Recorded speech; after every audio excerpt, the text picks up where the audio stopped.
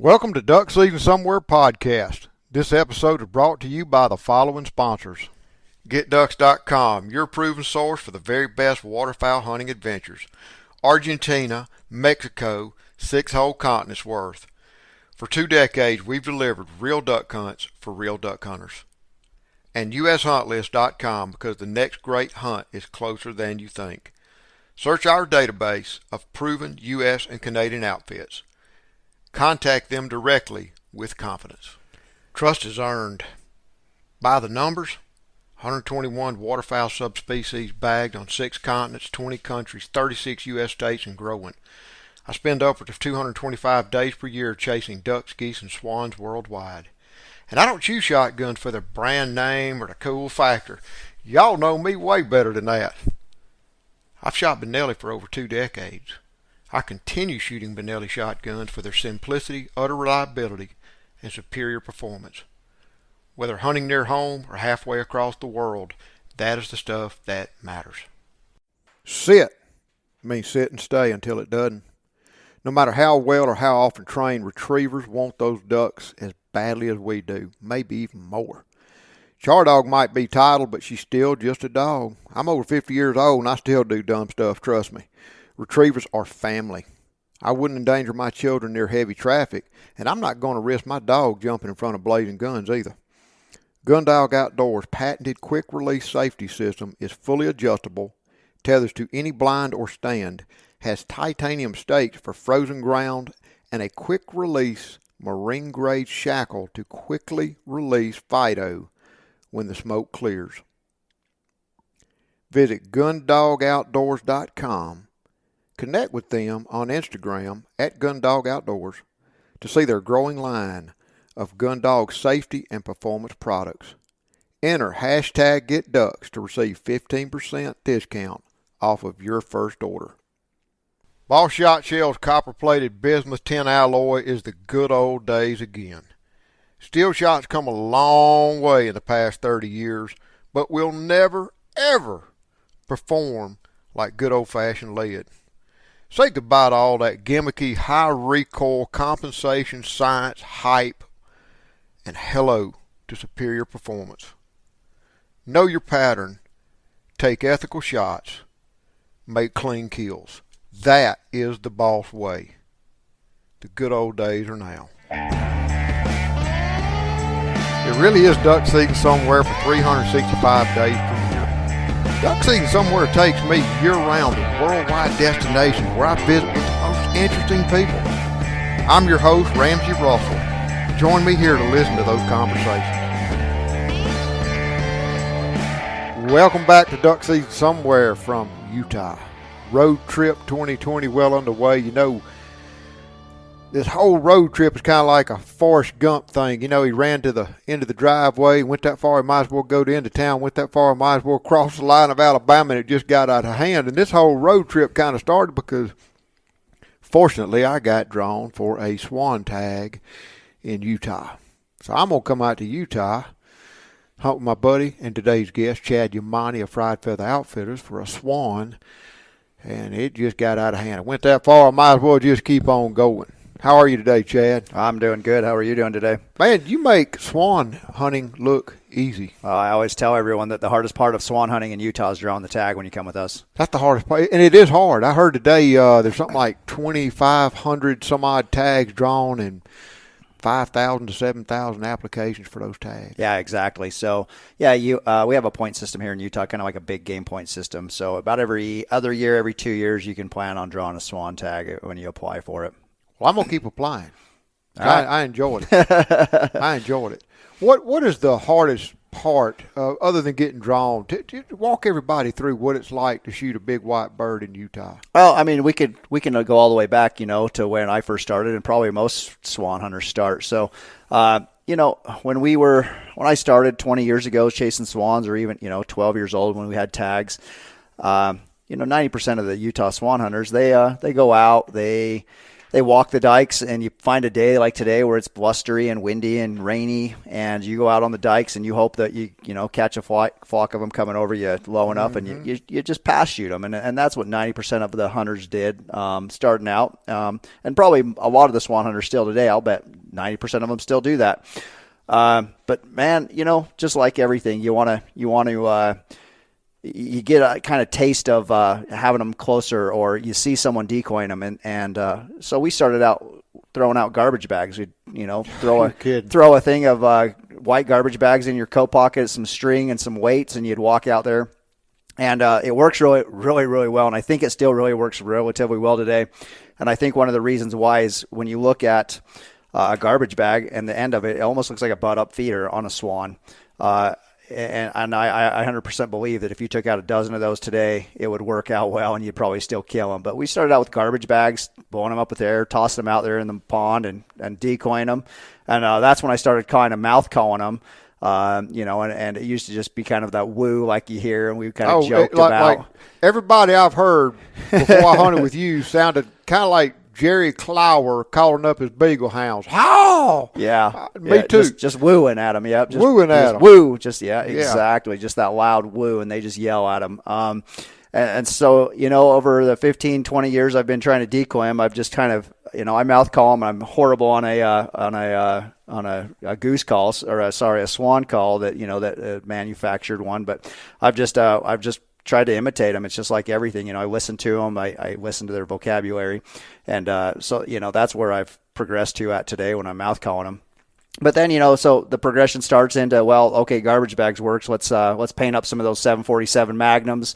Other goose decoys, float those. And then from there, Tangle Freeze came out with decoys. There's been other people that have come out with, swan decoys, and it's just progressed. I mean, to where we're at now, where we're running, 30 to 50 swan decoys and mouth calling them and trying to imitate and sound like the real thing. 3 or 4 dozen swan decoys covers about an acre. Oh yeah, they're huge. They're it's like flipping a bathtub over, right, and floating it almost. And we do a pretty wide spread on them too, because I've just watched swans over time, and they really like their spacing, and they really like to they like a big landing zone. When you got a 6-foot wingspan, I could understand that. What got me yesterday watching some of those birds work was just how wide. How far do you think those birds, when they set up, they've got to go downwind and get back into position? What would you say, a quarter mile, a half mile? They're kind of they're going out what 200 to 500 yards to make that swing, right? They're just such a big bird, but it's really neat to watch them when they want in. They come in, they'll cup their wings up, they're chewing off their wings, they're craning their neck back, they're making that ball just to get down. It's neat. Of all the waterfowl that we decoy and get a hunt out here, swans are my favorite bird to decoy. On the one hand, if you get drawn for a swan, it's one play, unless you miss, but it's one play. Yes. One bird. Yep. But on the other hand, it's a hell of a show. But I'm going to say from the time that big gander hooked up, they called him a cob, hooked up, it just seemed like 10 minutes. And all he did, the minute you started calling, he got on the string, he looked at the decoys high, he fell back into the wind, started positioning himself like a jet lined up for the runway. It just seemed like it's like watching it in slow motion. It took 10 minutes. And when he was a couple of 100 yards off to your right, he was just locked up. That old neck had a big old bow in it, those big catcher mitt black paddles hanging down like rudders. And I'm like, we're fixing to kill this bird. Yeah. It come right into the pocket, just where you where pointed. we talked about. Yep. You pointed that flock of, they said right there. Yeah. And that's exactly where that bird set up on. That's the cool thing with those birds. And you try to do it with all waterfowl, right? You make those pockets, you create those landing zones, but with swans, they will just eat up certain zones. And once you've learned it, you can almost put them in. We did the same thing today. I had guys on the left side. I just set it up, and literally they shot their birds at 10 yards today. They just you just know what they're going to do. You give them that pocket, an area that they can get in and get out, and they just eat it up. What do you look for when you're swan goose hunting? I mean, you've got millions of acres, and this is a major staging ground. It's the staging ground for the Pacific flyway population of snow geese, which I learned today is 2/3 of the North American population coming through here. But they're not just everywhere. I mean, to put your clients on the bird, you're selecting certain areas. And I'm not asking for a geographic location. Just what are you looking for? Yeah, so we generally target our swans in the afternoon. When I have guys like you. Why the afternoon? That's a good point. Yeah, so we'll get into that. So we generally will target them in the afternoon. With you, we got them into in the morning. But when I have clients come in from out of state, I want to give them every opportunity. My in-state clients will meet at noon, 1 o'clock. The flight is much better in the afternoon. But when I have out-of-state clients in, and I want to give them as much opportunity, the morning flight can be okay still, especially you get a little wind and clouds. We had snow when we woke up and got out there. But the afternoon flight, so what these birds do is that they will come out every afternoon to feed. So they go up to the refuge, which is north of us where we were at, and they will sit all day. And after a short while, it doesn't take 30 to 50,000 swans very long to feed out the refuge. And so they got to go searching for food. When it gets cold and it's iced up, they got to go searching for open water and that food source. So every afternoon they do that. Some afternoons are definitely better. But we're looking for those food sources. We're in the ponds that they're feeding in all night long, and so we're targeting them in their food source for the afternoon. Sago pondweed. Sago pondweed, exactly. So yeah, we're just targeting them as they come off the refuge in the afternoon to feed. We're just in the areas they want to be, or we're trafficking them, and we're under them, and it's just a matter of being under a swan flight. It's about like anything, right? You can traffic them, and you're just running traffic on them, or being in the spots that they want to be for the afternoon feed. So they'll feed all night long, sit in those ponds, and then in the morning, as hunters are coming back out, they're generally getting booed back off. They'll go right back to the refuge in the morning, and then do it all over again in the afternoon. They come back out. Do you think I know you guide everything, but do you think swans decoy more easily or more consistency than ducks or certain ducks? I would say yes. I mean, it has to do with pressure. It's just like any waterfowl. You give a waterfowl a little rest or a little break in pressure, and they definitely decoy more easy.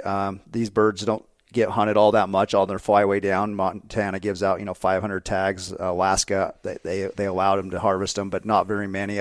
Guys probably really pursue them or target them. I don't know about that, but Idaho doesn't pressure them. And so we're really kind of their big first pressure they really see with our 2,700 tags. And so they don't get the pressure. They're still not a stupid bird. I mean, hell, they've lived for several hundred years. Right. They've survived, so they're not absolutely stupid, but they are more naive to decoying and to calling and stuff like that. So they definitely are more gullible than most birds. So what is the number one advice you would give one of your clients showing up to shoot a swan? Because I hear stories as I talk to you and other swan hunters. What's the because they're a giant. It's like shooting a sheet of plyboard. It seems my biggest advice I always give to them is our speech in the morning or in the afternoon always goes to quit looking at their body, look at their head, aim for the head, and you got to get out in front of them and lead them. We always talk about referencing a jumbo jet standing under a runway, and you're looking at a jet that's flying over top of you, and it's traveling at several hundred miles an hour, but it doesn't appear that way because of the size. Optical illusion. Exactly. A swan is the same way. You put a true 20-pound bird in front of a guy, he doesn't think that bird's still moving at 25, 30 miles per hour. He's dead wrong. And every time they come up, I can always watch guys trying to catch back up to that bird. And then they end up looking at that body and a 6-foot wingspan, and they think how chip shot that is, and they put that bead on that chest, and when they pull the trigger, I watch a puff of feathers come out of the tail end of that bird, and the bird fly away, and you hear me in the background on video screaming, lead them, because they just don't give them enough lead. That the head of that swan I shot is bigger than a mourning dove, slightly smaller it's like than a teal. Green-winged teal hen. It's a big old head. Yep.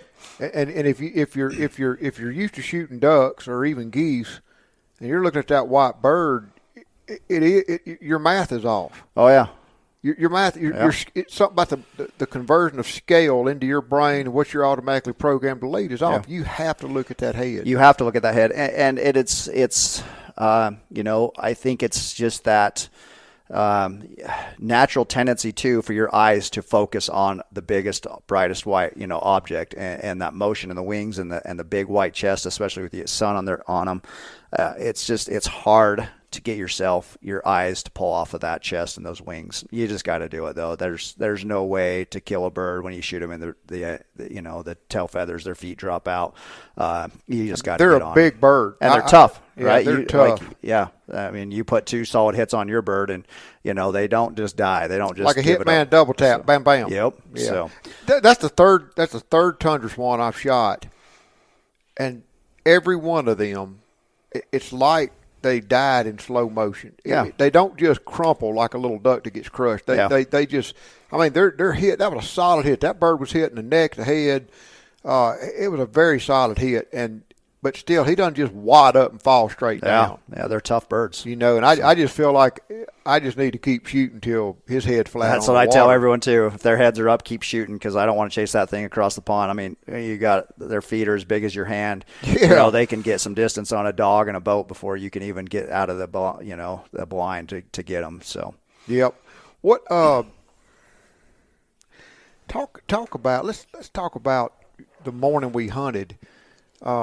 We arrived a little late. You've been looking at the weather forecast, and for a Mississippi boy especially, it was a whiteout blizzard. It was like Armistice Day. It's like I couldn't see the edge of my truck driving. I'm like, man, we're fixing to get out in this mess. Yeah. So we had that snowstorm that rolled through kind of early morning, dumped a couple of inches on us. The swans, really, the only thing that will keep them down from really moving is some strong winds. When it gets above 30 miles per hour, they won't fly in it. They just will sit tight. You're that big of a bird, it's just, you just understand why they're just not going to fly in it. And most birds, once it gets that windy, they just will sit and tough it out. But yeah, I knew, like I say, when you're swan hunting, you want some weather. It gets the birds moving. I'm looking at next week's forecast. It's going to be like 55 and sunny, and those birds are not going to move until the 4:30. Our shooting end at 5. Those birds aren't going to move till 4:30. They'll sit all day long. It's even beautiful. with a dark moon. Yep, they don't have to move. They're when it gets cold, we get some snow, we get some weather. They're looking for that food source. They're such a big bird. They've got to feed. They've got to get out. They've got to find that open water. So a little like today, ice on the pond. The birds had to move. They moved all day today. It was just a good day when you can get a little bit of weather. They move. They're active all day. They're looking for that food source. They're looking for open water. It just makes for better hunting. Well, if you don't like the weather in Utah, just wait a couple minutes. Just give it 5 minutes, because when we were running down the slot, you were wide open in your mud boat, and I got a picture of you holding your glove over your face to keep the snow out of your eyes. 5 minutes later, the sun was almost out. Yeah, we're throwing out decoys, and it's gleaming. It's like a beautiful day, and the sun's shining, but that was temporary. Yeah. What shocked me is we had just gotten setting up. We were standing up. Everything was in place. The blind was up. What a beautiful. We need to talk about that blind, but your blind was up. It was warm. Everything was comfortable. And I hear, what? And I look, and locked up 500 yards away at a Canada goose, and he never beat a wing beat. He just come right into it. Yeah. And of course, that's the second Canada goose I've shot in Utah. And it's like I told you, I'm just trying to weed out the unbanded for you. But and then it clouded over and got windy and brisk and seasonal again, and the birds started flying. Yeah. Yep, and that's just, like I say, if we can get a little weather, it always helps. It keeps those birds moving and active. It's just the way it is. On a duck day, give me sun and wind here in Utah. We don't get wind here in Utah. We have the mountains that are pretty much all around us, but definitely to our east. We have the big Wasatch Mountains that raise 5,000 feet above where we're at now. That we just don't get a consistent wind. You get out into the plains, they get a west wind every day. It's 15 miles an hour. We don't get that. We only get wind on the front of a storm, during a storm, or on the back end of a storm. And so any day we get a 10 mile per hour breeze, we are just like, we love those days. We just don't have them all that often. Because you can steer them good. You can steer those birds exactly. Good.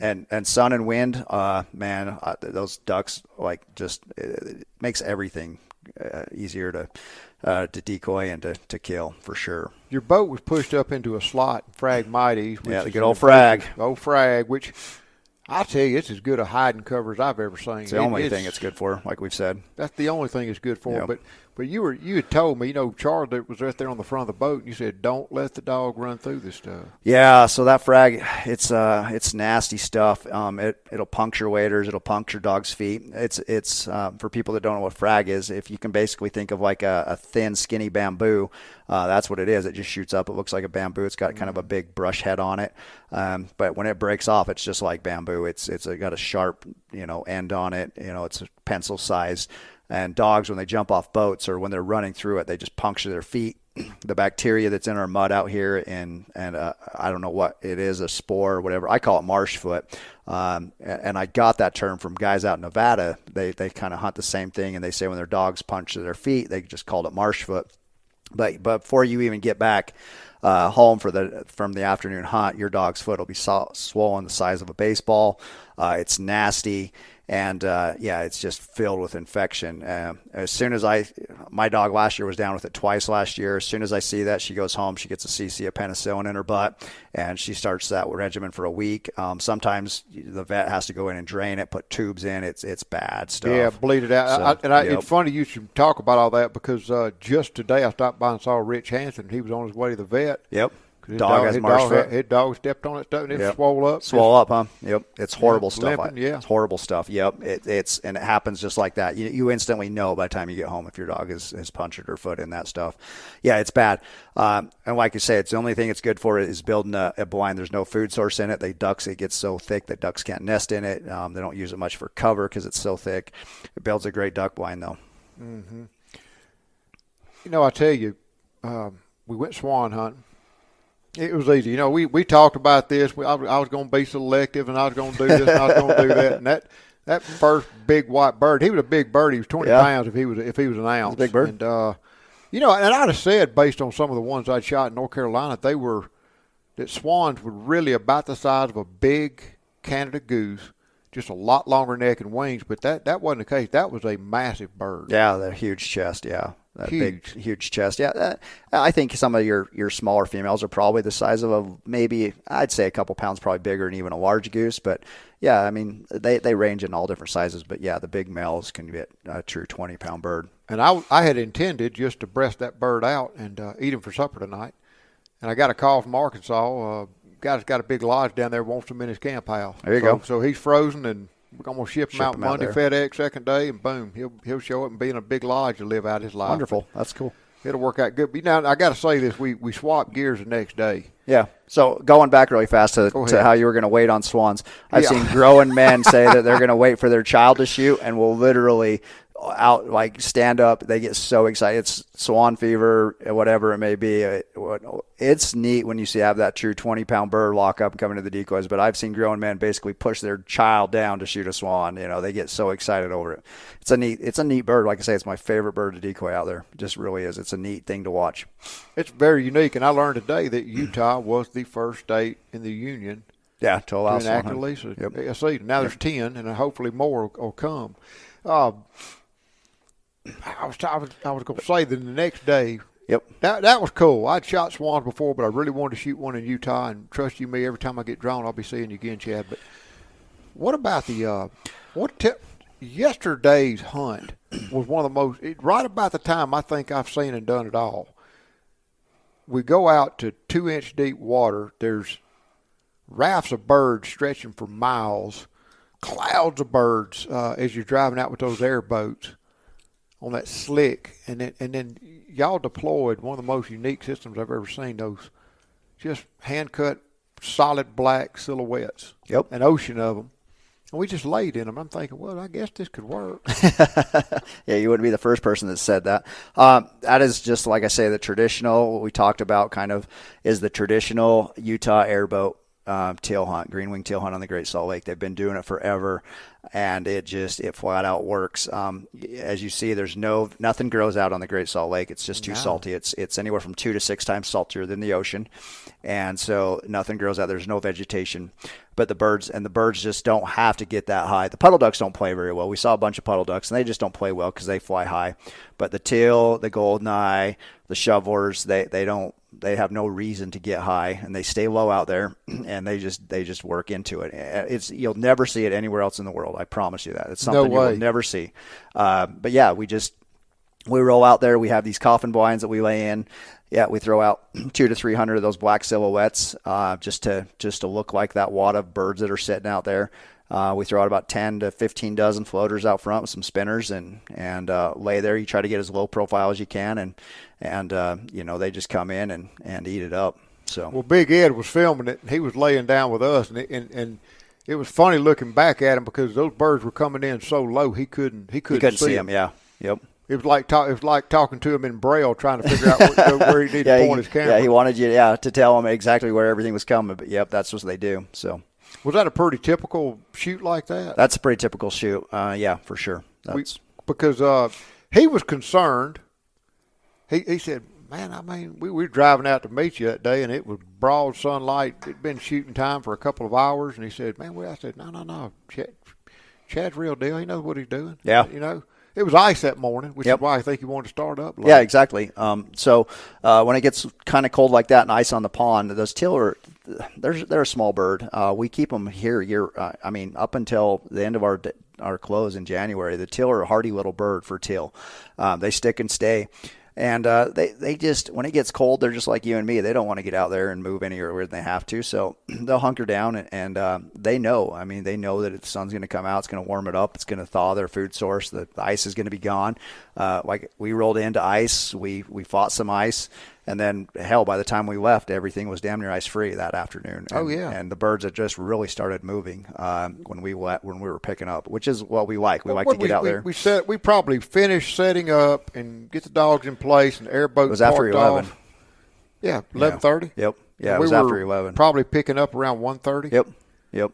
And so that's kind of our typical. I mean, we don't usually try to jump in the airboat and head out until after sun's up and kind of warming up, especially when we get into the late season. I mean, there's been times where we'll roll out at 3 o'clock. I mean, the teal, it's so cold there, it's a 3 o'clock flight. It's almost like a late season goose hunt. When it's cold, they're going to feed once in the afternoon, and that's it. So what are the teal doing out there? Because last time I hunted with you, we hunted a part of the marsh that was, as far as the human eye could see, was alkali bulrush, and that's what their principal food source at the time. What were they doing out here in this open water? Yeah, so they're switching their food source over to those brine shrimp eggs. The brine shrimp season is for as far as like their reproduction is going on right now. So those brine shrimp eggs are floating up. It's a high protein little food source for them. There actually is a brine shrimp. It's the only organism that lives in the Great Salt Lake. There's a brine shrimp egg harvest that happens in November, December, January. It's a multi-million-dollar industry. They come in with big booms. They skim the top of the surface and pull those brine shrimp eggs off, and they're using it as a fish food because it's so high protein. Really? It puts on the pounds on the fish. It's a very valuable food source for fish. And so that's what they're doing is they're buying it or collecting it and selling it to fish farms. So that's what the teal and the shellers have figured out that's a really good high protein food source. Have you ever pulled a crop on those birds? You don't even have to. When they're on the brine shrimp eggs, when you shoot them and if you hold it upside down, it is literally spilling. It looks like sand. It's just really? It's just it's like a grain of sand. It's just spilling out of their mouths. So it's like a big old fat mallard coming off a cornfield.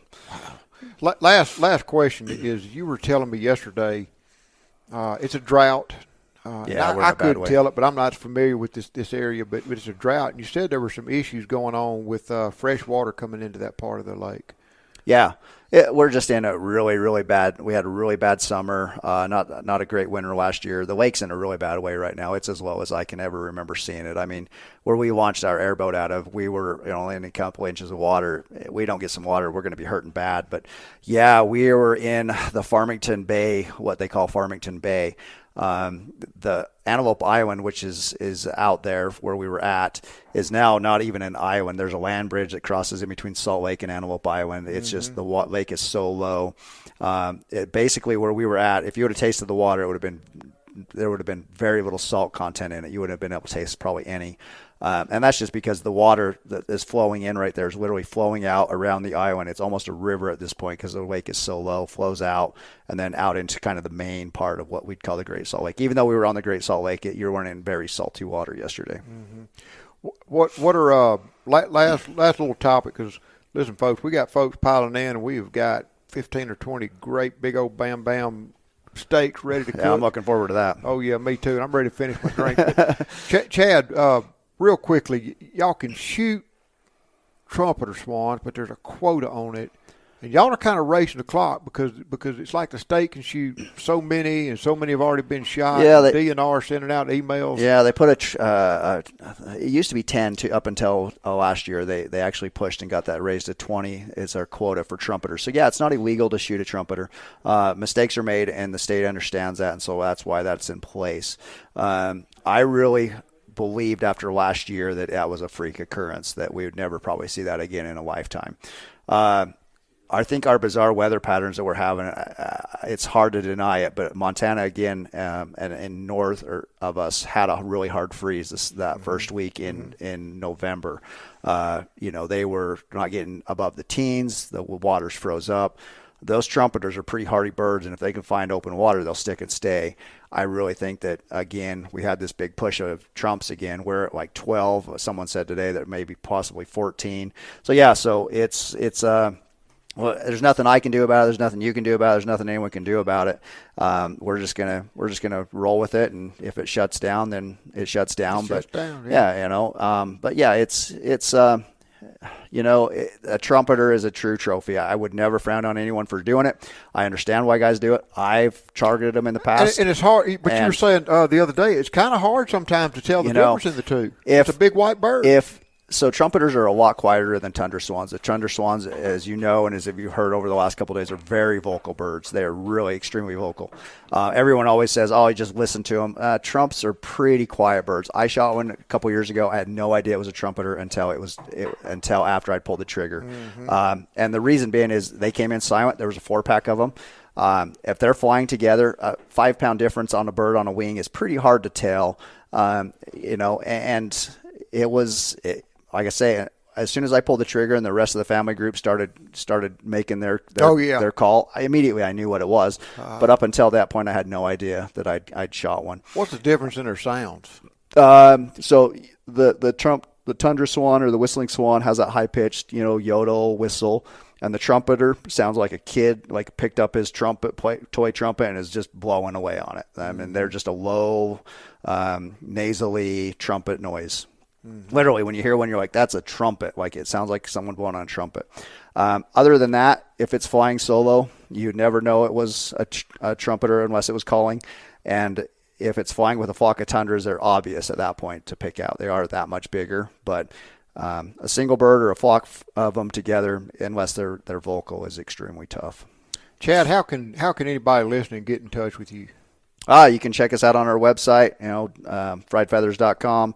We're on social media, Fried Feathers Outfitters, Facebook, Instagram, however they want. All our information's out there. We're not hard to find. So I appreciate you being on here. You put Utah Outfitter, Utah Waterfowl Guide in Google, and we'll be the first one that pops up. Yep. Well, for all you guys that ask me who should y'all hunt with in Utah, this is your guy right here. Check him out. He and his partner, Rob Friedel, run a tight ship. Their boats are as clean as a fire engine, detailed, organized, highly efficient, hard workers, and they put you on the birds. Thank y'all for listening to this episode of Duck Season Somewhere. We are fixing to finish our cocktail and start going and grilling some steaks. See you next time.